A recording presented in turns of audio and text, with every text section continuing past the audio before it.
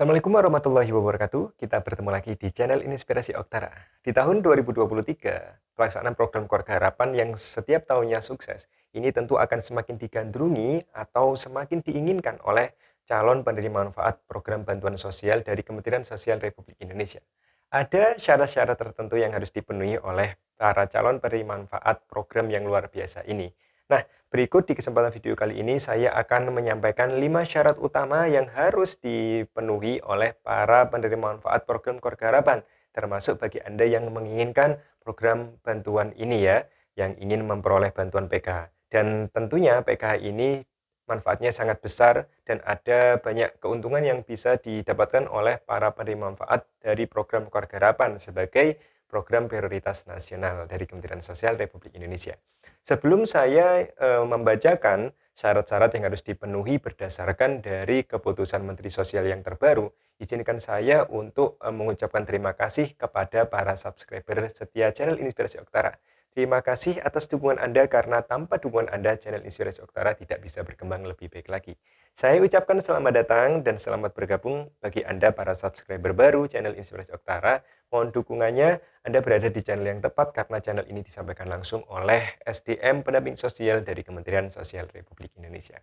Oke, tidak perlu berlama-lama lagi, saya akan menyampaikan terkait dengan syarat yang harus dipenuhi oleh KPM penerima manfaat program Keluarga Harapan, termasuk juga bagi Anda calon penerima yang tentunya ingin sekali memperoleh bantuan PKH di tahun 2023.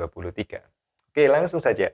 Berdasarkan surat keputusan atau SK yang dikeluarkan oleh Kementerian Sosial bahwa di bab 2 terkait dengan pelaksanaan penyaluran bantuan sosial PKH, bahwa ada beberapa hal yang perlu diperhatikan dan ada syarat yang harus dipenuhi oleh penerima manfaat program Keluarga Harapan maupun calon penerima manfaat program Keluarga Harapan.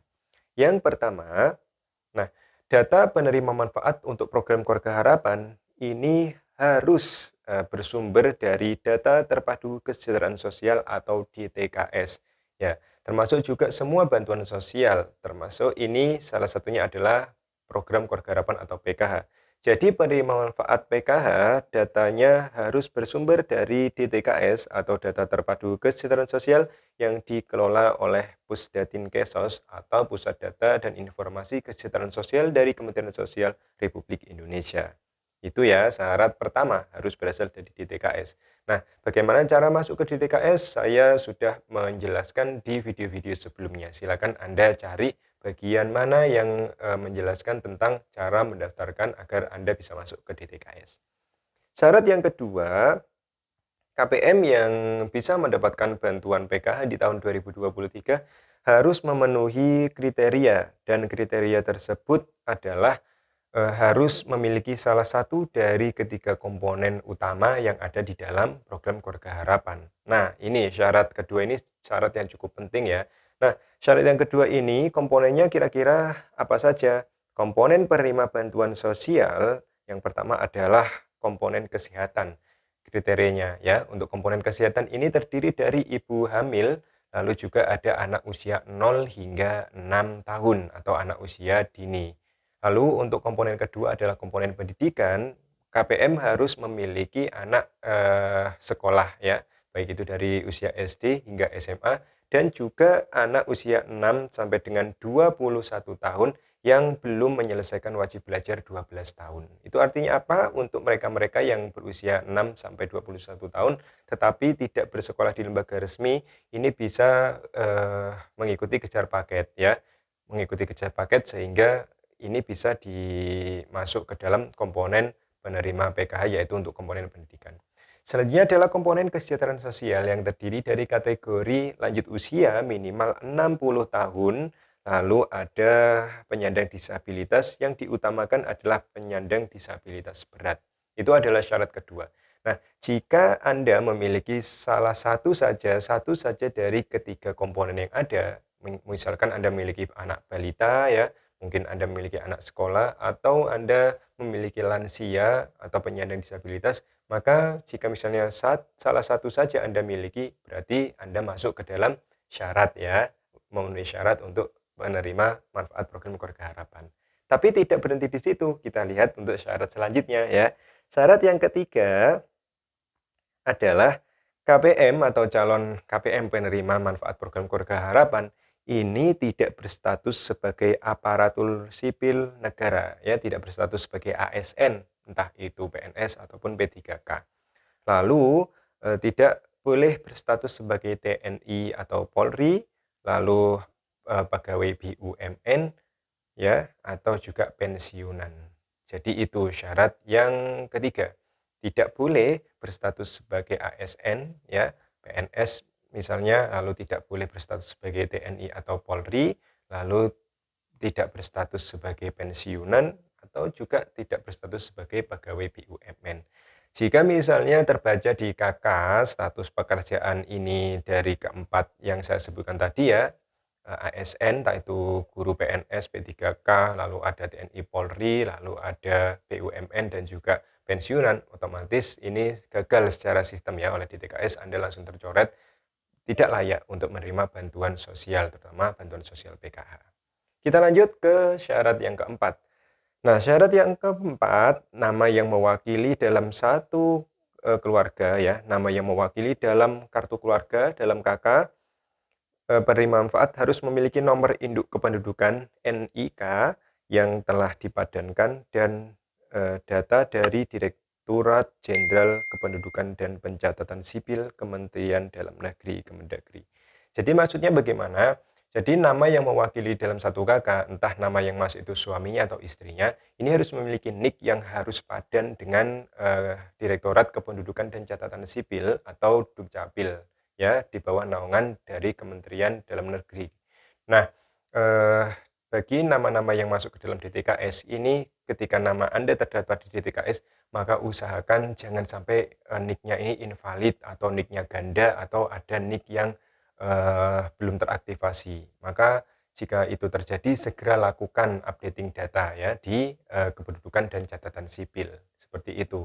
Nah, termasuk juga di dalam satu kakak, baik itu nama suaminya, istrinya, anak-anaknya, jangan sampai ada NIK yang invalid, ya, seperti itu jika Anda sudah masuk ke dalam DTKS. Agar apa? Agar jika rezekinya masuk ke dalam daftar calon penerima manfaat PKH, maka untuk proses verifikasi validasi ini bisa berjalan dengan lancar, baik itu by system maupun verifikasi validasi yang dilakukan oleh petugas di lapangan. Nah, itu 4 syarat penting, ya, yang harus dipenuhi, ya, terkait dengan agar bisa masuk ke dalam penerima bantuan PKH.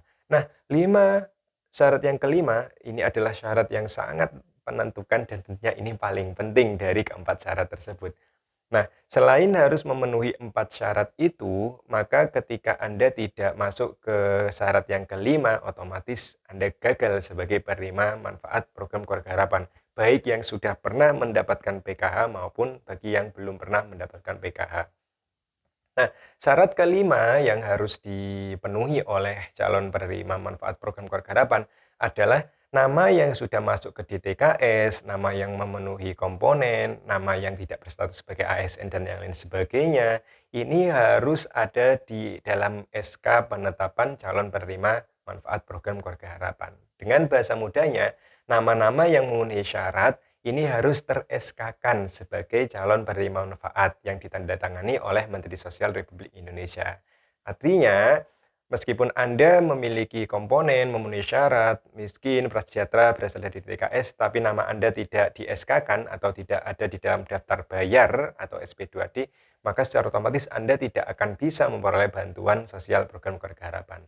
Nah, kasus ini terjadi seperti misalnya banyaknya penerima PKH yang sudah 1 tahun tidak cair, yang sudah tahap yang lalu tidak cair. Mengapa kok tahap ini tidak cair? Ini karena nama Anda tidak di-SK-kan oleh Kementerian Sosial. Nah, urusan di-SK-kan atau tidak ini adalah wewenang sepenuhnya dari Kementerian Sosial dengan melihat kuota penerima yang ada, ya, karena PKH setiap pencairannya ini kuotanya adalah 10 juta keluarga penerima manfaat. Jika kuotanya sudah terpenuhi, maka otomatis ini adalah wewenang Kementerian Sosial untuk memasukkan di SK atau tidak. Jadi seperti itu.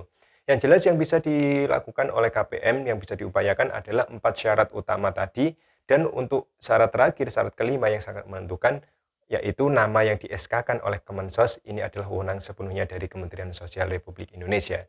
Jadi di syarat yang kelima ini tidak berpengaruh, ya, baik itu yang sudah pernah menerima PKH maupun yang belum pernah menerima PKH.